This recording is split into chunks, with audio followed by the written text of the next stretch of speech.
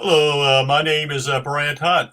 Today is the 11th day of March 2022. About to say 2020. So, are your eyes open? Are you aware of what's going on?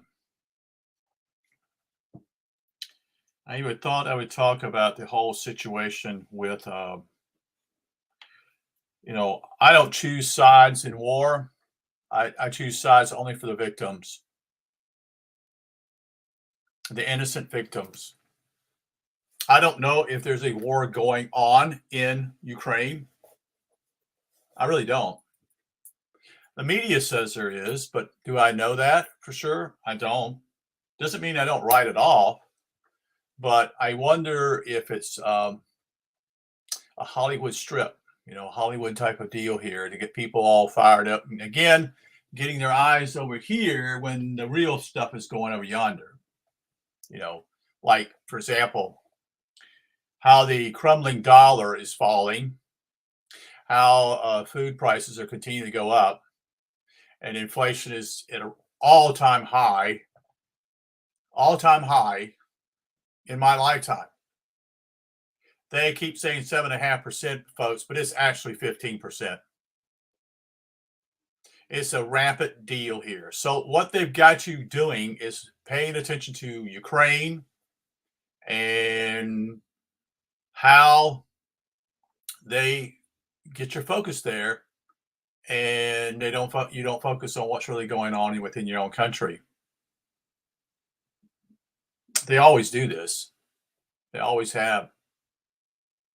They'll use Hollywood, they'll use movies. If we go back to let's go back to Saving Private Ryan. That movie was put out right before the whole 2001 deal. I think it was produced in 1999 or put out in 1999. I could be wrong, but it was before the whole thing with the World Trade Center taking place, and then us blaming two countries that were involved in it.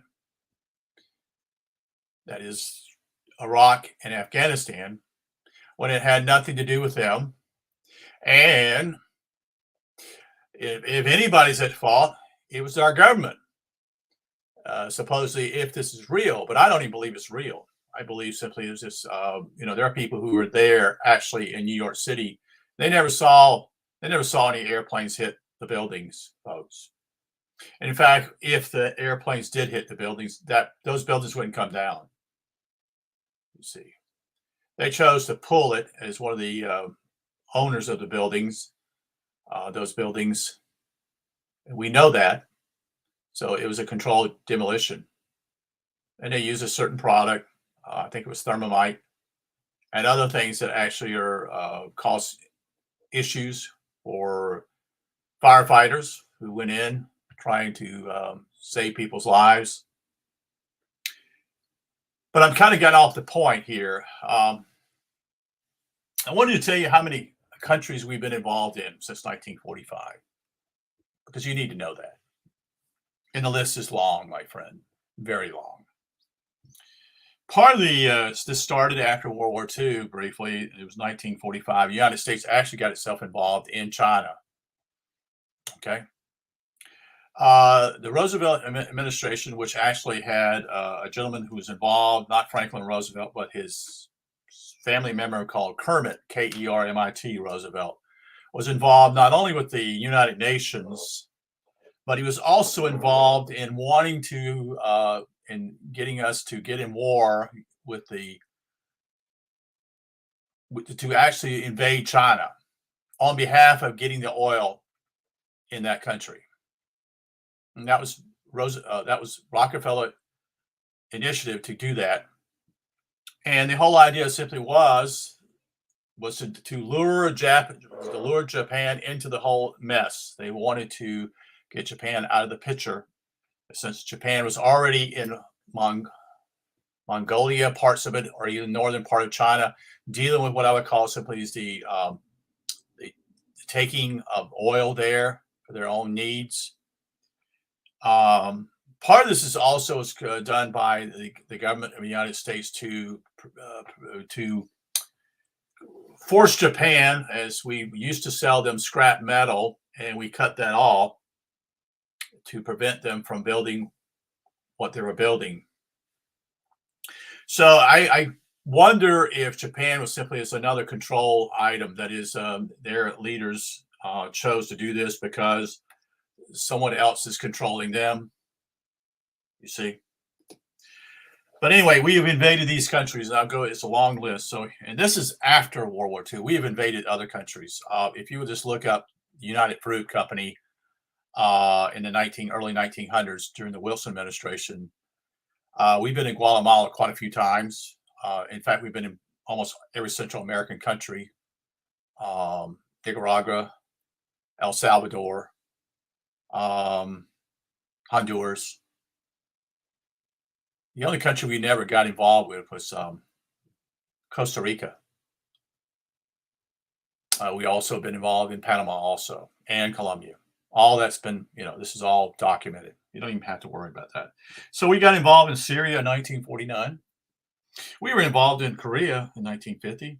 Again, we were involved in China again, 1950 again. We were involved in Iran in 53. That was when the Shah came to power, and we ousted the legitimate government there. We were involved in Guatemala in 54. We were involved in Tibet in 55. You said, well, what do you mean Tibet? Well, we probably spent what I would call special envoys or small groups of men or mercenaries in those countries, so to speak.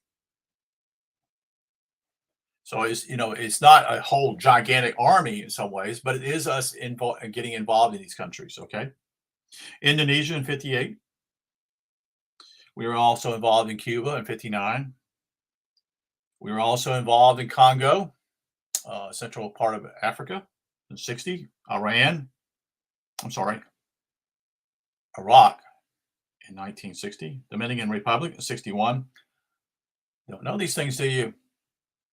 We were involved in Vietnam in 61. And Vietnam has nothing to do with the communists, although that's part of it, but actually it was the whole idea simply is that the ruling people, you need to look in a book called Dope Incorporated. That's the reason why we went there. It was about the whole idea of drugs and selling those. And part of also most people don't realize the United States was involved, not as much with the whole issue of in the early 1900s when Britain was involved in China. The Opium Wars. You've been led astray here, folks. You've been told all this great stuff that, hey, we're the good guys, and that's all bullshit. It's all bullshit. So we've been involved in where else? Let's see. Well, it's Laos in 64.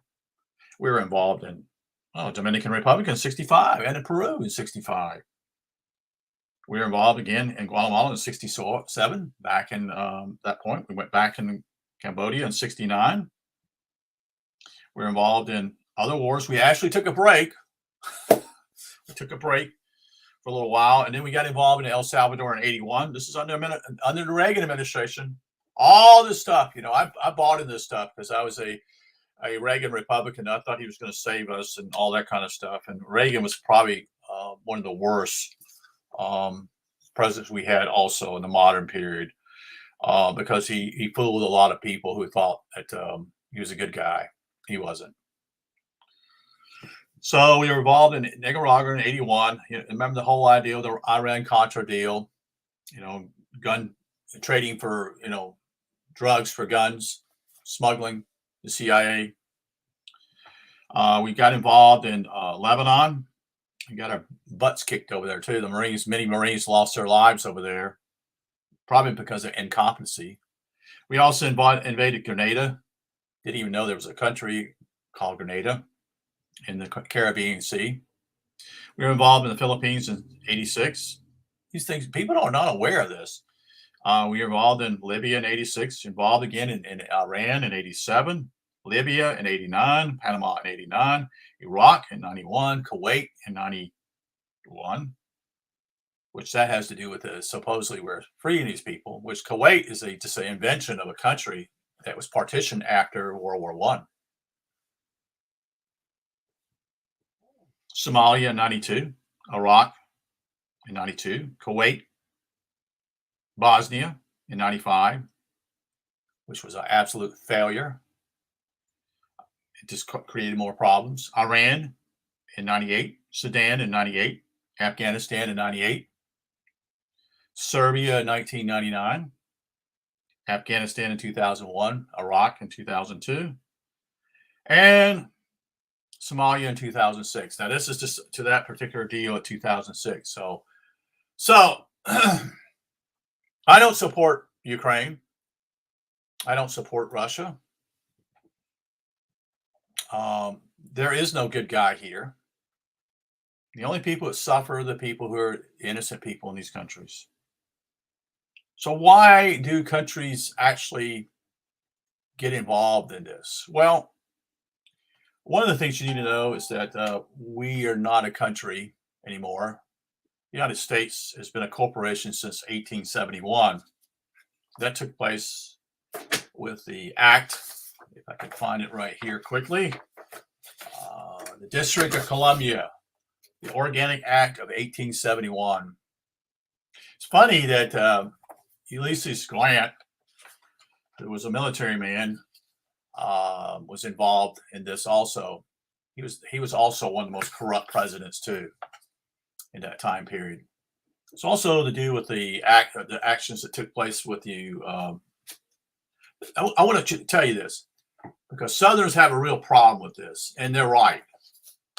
The South had a right to secede, period, because they were states. They entered in an agreement to form the federal power of the federal government during the Constitution years. And what took place simply is that one state tried to secede in the North, and they were forbidden. And I think it's Connecticut or Massachusetts. They were not allowed, but the South chose that. I'm not saying that the South was not pulled by other angles. They were. In fact, it came very close that Britain or England was thinking about contemplating actually ending the war here, but they hoped that simply is that this that they could partition the United States and actually to separate it. That was part of the goal. That was to do with the French and the British. The British would take the northern part of the North, that is the countries up north of the Mason-Dixon line, and in Mexico, there were French troops there that were involved that were willing to go across the border. And when this happened, they were planning to do that. And Lincoln saw this happening and simply asked Russia for help. And Russia came here for save our behinds when they sent their navy here on both coasts. People are unaware of these things, and you need to trace history. You need to follow history and what we've done in the past, because it's like a puzzle. It's like a puzzle. And so when that made the countries basically Britain and France angry with with Russia, and basically they wanted to destroy Russia, and they got their revenge with the Bolshevik Revolution. The Bolshevik Revolution didn't just happenstance, folks. Nothing happens by accident. Never has. It's planned that way. A quote from Franklin Roosevelt. It's done for a purpose. And so the whole idea simply was that the Bolsheviks came in power. They themselves were given tons and tons of money to Lenin, who was in Switzerland, at St. Patrick's through Germany during World War I, to all the way to Sweden to get the money there. And Trotsky actually was allowed to go through, left New York City and his comrades, and eventually get to St. Petersburg also. And he also carried a lot of money. So money has been used. In fact, we know as recently as the 2014 uprising in Ukraine, the United States took dollar bills there to give to anybody. So what this was taking place was a revolution that quite involved the CIA again. It's just there. It's all obvious. It's obvious that this country has been involved in. I'm not saying that. You see, the United States is just the military hand involved in this, and District of Columbia. we have the other part, the religious parts in the Vatican. It's a city state, and so is also the city of London is a city state also, and the District of Columbia or Washington is a city state. Interesting, the city state comes all the way back to the days of Greece, where they had city states, which was democracies. Democracy is simply, I'll change the word, it's just mobocracy. That's what it means. It means the 51% have control over the 49%. And they usually fell apart because simply there was a lot of civil war going on in those countries with that. But something I'll do a District of Columbia Organic Act on 1871 and read what they did. It's here. It shows what happens. It's very clear. So we've been involved in many wars. So I'm in favor of helping the innocent or wanting them to survive such and such, but I don't favor their governments. I don't favor the Ukrainian government. If you look at the guy who's the leadership took over after 2014, he's a joke. He's a fucking joke. And if you look into what I would call what's taking place with Putin, how does Putin stay in power? How does he stay elected? What's going on there? Is there a mafia in Russia? Of course there is. So why is this happening? Why? Well, because they're controlled. They're actually themselves, they're puppets. They're actors, as someone would say.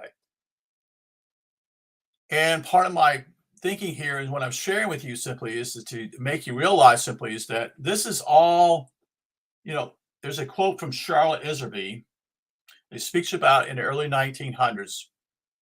This is the people. See, her family was involved in Skull and Bones. Her husband was involved with Skull and Bones. Charlotte Iserby's husband was. And also her family was somewhat involved in it. Not her personally, but others in her family. And what transpired simply was that they were trying to find a more effective way to cause what they call, what she would say, a way of doing away with people and causing conflict. You see, and this is before World War One. This is before World War One. And they decided simply is the most effective way to actually kill off people was to continue the whole idea of wars. And the whole idea with World War One was simply it wasn't European wars. It wasn't Germany, France, Britain, Austria, Hungary. It wasn't all these countries in Russia, all of them fighting each other. The two world wars were involved in the Western Hemisphere. The United States being involved, Canada being involved, Australia being involved, New Zealand being involved, that type of thing. And also the Middle East. You see, in China and Russia, it was a complete war. The only countries that were really probably not involved in the war were most of the African countries and most of the countries in Brazil, in South America. You'll find it here. This is a key ingredient to think about. There are far less wars in the Southern Hemisphere than there are in the Northern Hemisphere. Think about that a little bit. Why are there no wars there as much? There are wars there, yes. I'm not saying they aren't, but they're far less. You don't have Australia attacking New Zealand, type of thing. So there's, in my opinion, simply is why is there so much war takes place, especially in the Northern Hemisphere? Well, part of it has to do with economics. It's all to do with economics. You see, they take from other countries. So we haven't even talked to you about the issue of the war in Yemen. People don't even know where Yemen is. People don't know anything about that country. Why is Saudi Arabia involved? Why that? Why is the United States providing military arms and training for them, the Saudis? We're involved there. We have technicians or whatever you call it, not only Saudi Arabia, but in Yemen. Do you realize that one time Yemen was a British colony? And at one time, Yemen broke away, split, and became northern Yemen and South Yemen. One became what we call a democracy. The other became a communist state. Most people don't know this. They don't have an idea what really is going on. You see, and here's the key: the communists there's two sides here because you create a duality here with two sides, and so the United States must fight these people because we're the free world supposedly. We must stop them. And that's why it's created. They created two different pillars, so to speak, and they will be fighting against each other. Maybe fire and ice, or fire and water, in astrology. You see, so you've had this whole deal of simply fighting each other, and it's still going on. The other thing simply is if you're aware of what's going on, when did this whole rift start with the Russians? When the United States, ever since the 1989 and the whole collapse in the early 90s, when the East Germany collapsed, and then eventually the Eastern European, the Warsaw Pact countries fell, and then eventually Russia fell, Soviet Union, I should say, and then there was what we call a good relationships between those countries and the United States. Where did this start from? It started with the Obama administration. It started with the Obama administration beginning to divide and rift it and become a problem. It never got healed with the Trump administration. And of course, it's not with Biden. You see, they got to create that whole animosity to keep this whole thing going, you see, so we can continue to spend money on weapons and defense mechanisms, the military, all that, and to keep people from actually discovering who they are. It's a show.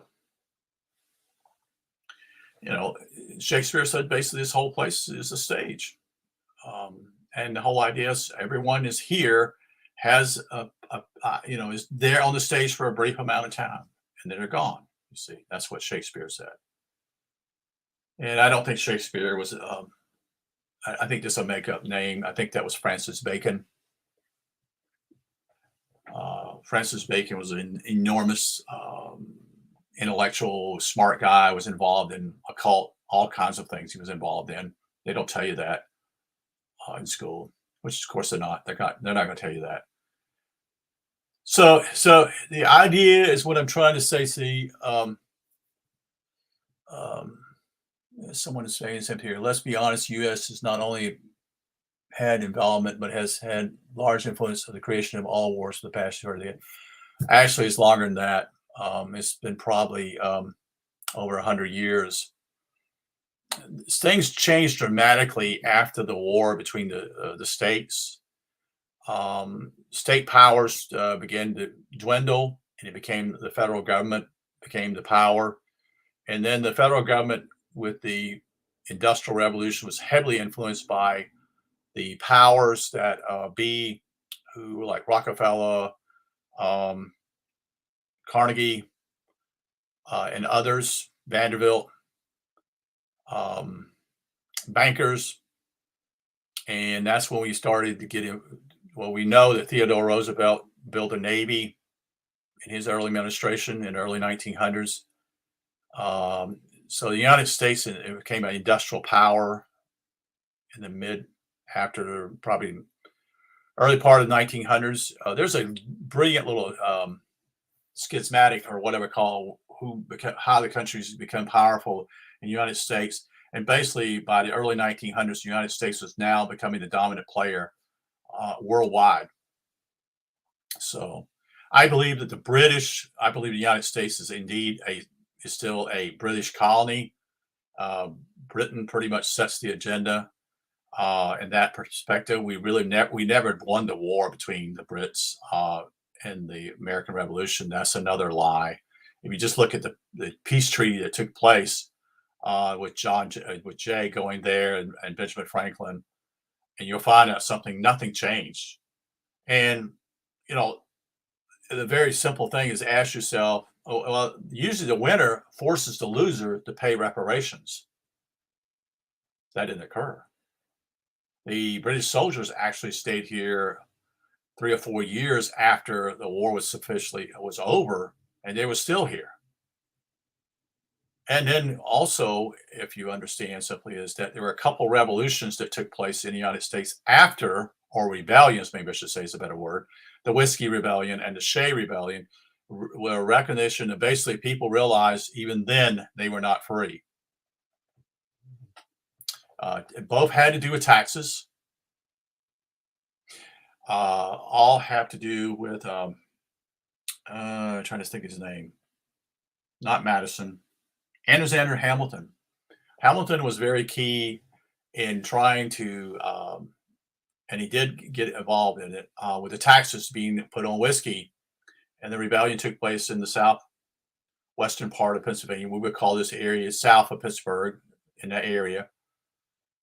And Washington went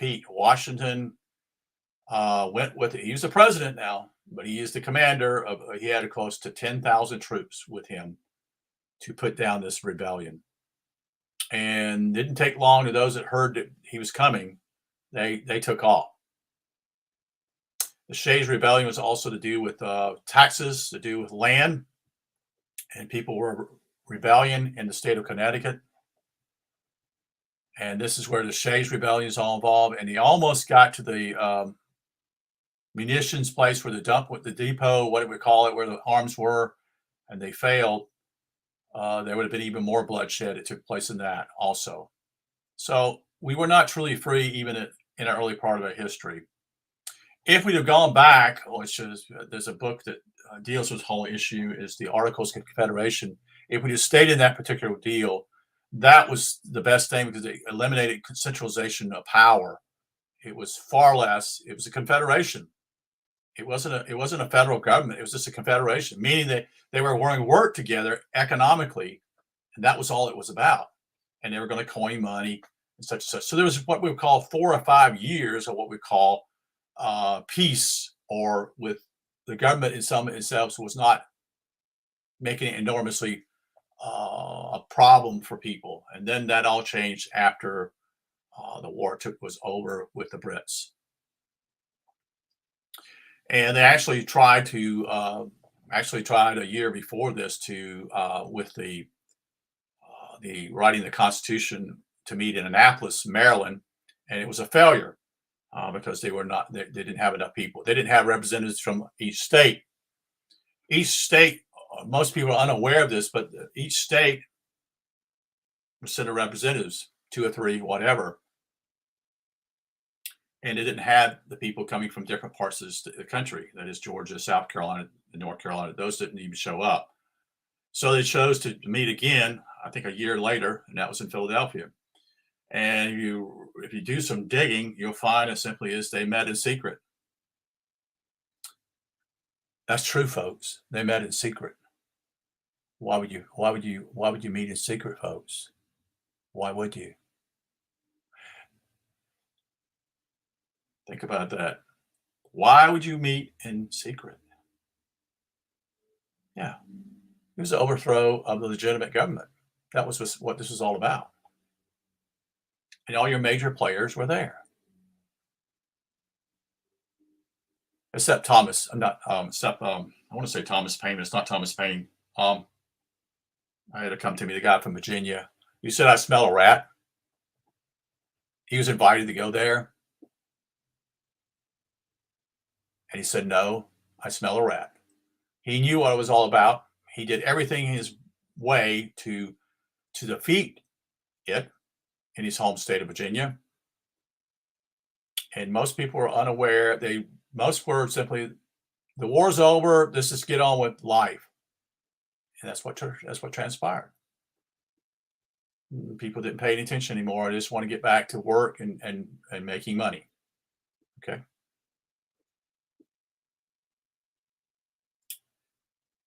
It just came to me. I forgot again.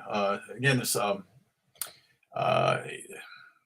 and he's not a clean guy himself too. Who I'm speaking of. It's not Thomas Paine. Thomas Paine also got himself killed in France. Most people are unaware of that also. He was involved with the French Revolution. So there's a little red flag there too. You see. Because Thomas Paine, we put him on a pedestal in some ways. And maybe he's not as clean as we think he is, because eventually he's done away with. Because he's involved with trying to create issues in France. So anyway, I've gotten off track a little bit here, but I just wanted to share with you the history. Well, when I think about these three different areas of the world, that is, with the Vatican and the City of London and also the District of Columbia, the United States is simply a military power. We're the bully boys. We're the bully boys ever since after the United Nations was created. And if it hadn't have been, they would have been successful if Woodrow Wilson.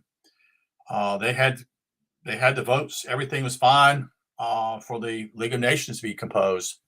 And Woodrow Wilson was glad of that, and he assumed that the U.S. Senate, the Congress would go along with it. And they didn't go along with it. Most people are unaware of that. Had the United States had voted for that and gone with it, there would have been a League of Nations after World War I. Okay? Then you have to look at simply as who were these people who were involved later on with the United Nations, like Alger Hiss, who eventually got in trouble and eventually was hanged and killed. Him and his wife were killed because they were spies. You see, they were spies. And where they first met in San Francisco, and eventually they got a property that the John Rockefeller had bought, his family had bought, and gave that to the United Nations in New York City. That most people are unaware that New York City is considered the capital of the world in many ways. Not here in the United States, but other places, as though it's a capital. And part of that has to do with the United Nations. We do know that simply there's a world court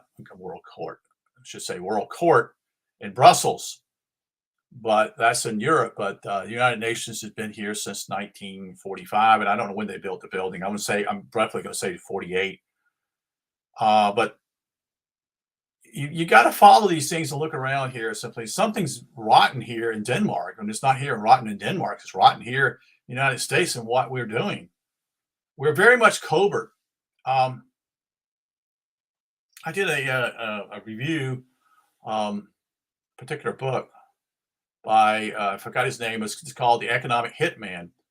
The United States has been enormously involved in working with the World Trade Organization, the WTO.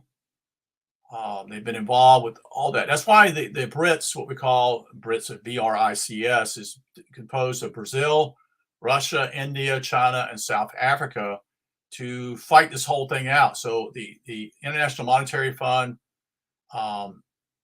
which is where the United States and all the European countries are involved, and other countries, but those are the base of it in Japan.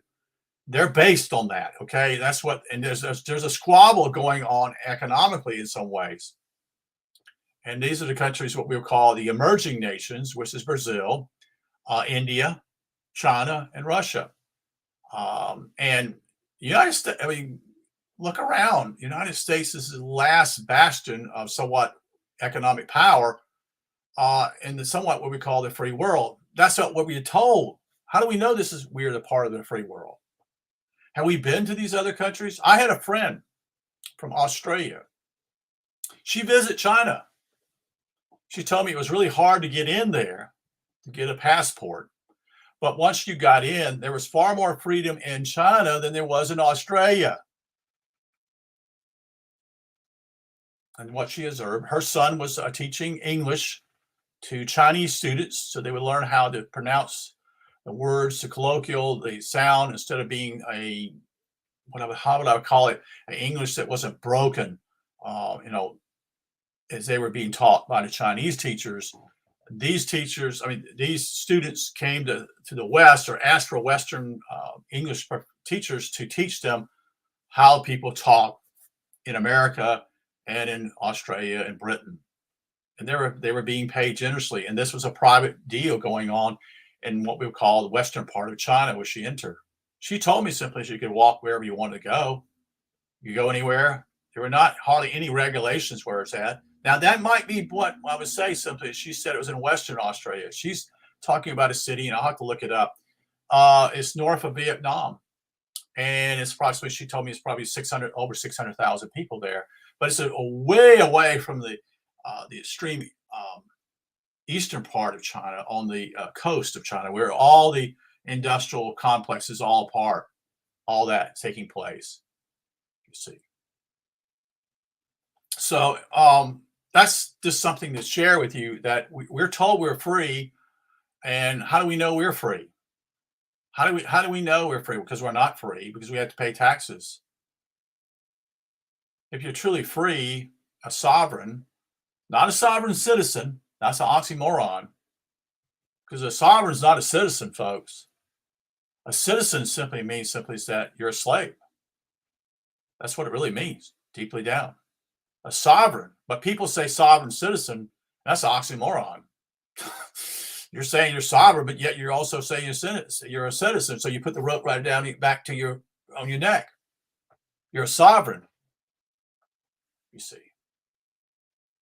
So what's really as back to this whole issue with what we've done in this country, is that we're a military industrial complex. And what I mean by that is there are industries that are looking for cheap labor. They're looking for the ways of, quote unquote, to get things cheaper from somewhere else. And that was part of the whole deal with NAFTA.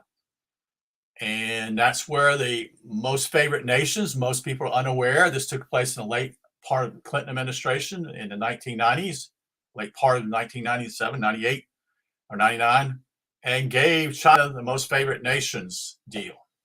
And that changed everything, because now they were an equal partner. They were no longer outside of the perimeter anymore of the trading area. Now they were allowed to, quote unquote, be in the same group with the rest of the people here economically. And that has been dramatically different, because now they're treated just like they've always been, like they're in a part of a club. But when they were not a part of this most favorite nations deal, they were ostracized. You see, they were not a part of it.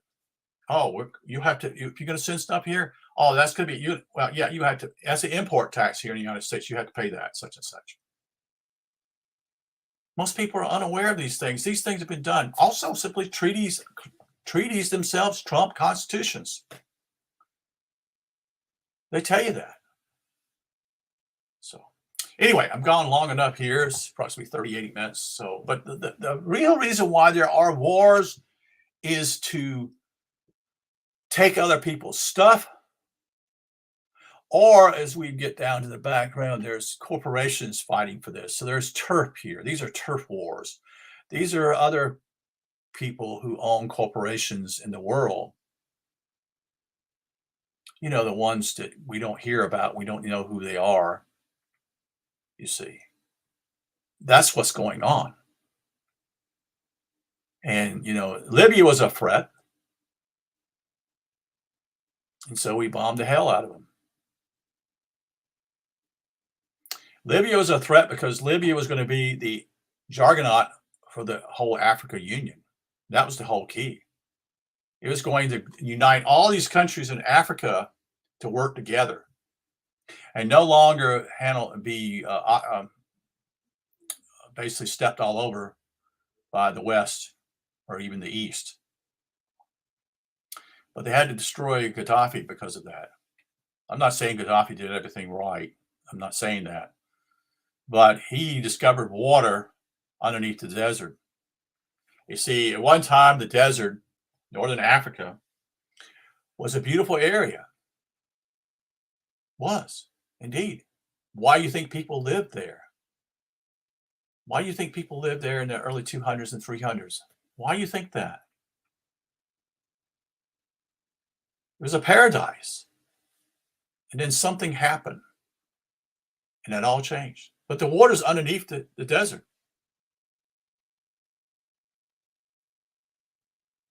You see. So what happens here is that when I just tell you, go and look it up, very simple, barely. Woodrow Wilson was involved. Woodrow Wilson, in my opinion, was the worst president, in my opinion, ever, by far, ever. He did all kinds of things that actually destroy people's lives. I mean, think about the Fed. The Fed has nothing to do with the federal government. It's a group of private bankers that charge the government interest to print and also to print the currency, you see. And there's nothing now since Nixon. This is all done piece by piece, folks. This has been going on little by little. The temperature's been turned up a little bit as the frog continues in the water here. He's about to be cooked, you see. But it's been a gradual thing here. They always point over here, there's a such and such over there. Like, for example, North Korea is our enemy, such and such, da-da-da. How do you know that? You don't know that. That's what your media tells you all the time. They tell you that. And they bombard you that to the point simply, I guess they are an enemy. How do you know North Korea is our enemy? How do you know that even they're shooting missiles all? How do you know that? Only because your media tells you this. How do you know that? How? And almost all of it, where are you going to find the truth? It's almost impossible to find the truth. Only what we call a few authors that have basically tried to warn people that this is what we're doing is not right. So I'm going to depart now and say goodnight, since it's over 40 minutes. I tend to go long, but I tend to want to explain things to you people out there because simply I don't think you realize how these things are put together. And I have a great deal of knowledge. I do. I know a lot because simply I studied political science and international affairs when I was in college. But I didn't understand that until later on in my life. I got involved in politics and thought that simply we need to vote for the right person, such and such. I kicked that can down the road for quite a while and realized simply I'm not going to be a part of this anymore. And then I decided simply I'm no longer going to be a part of the voting. Voting is simply you giving consent to the government that you're saying, this is a wonderful country I'm living in, so I'm going to continue to vote. When reality simply you have that power. You don't have to vote. Think about that. The country of Australia, if you do not vote, you're charged money. You're punished because you do not vote. I don't know what it is like in New Zealand or England or elsewhere, but I know that simply my friend in Australia told me this simply that if you don't vote, you're punished. You got to wake up, folks. You got to wake up and smell the roses in the coffee here. Because I'm looking around here and this country's gone. And it's not a country, I should say, it's a corporation. They all explained that in 1871 what they did. It's a piecemeal deal. Gradually one thing happens and they set the foundation. Then the next thing you know, they're putting up the part, what we call where the house is going to be on stilts. And then gradually they start putting the flooring in. And they gradually put all this up. And it's complete now. Okay. Wish you a good night. You take care. Thank you for listening. If you have any questions, I'm more than glad to help you find those answers.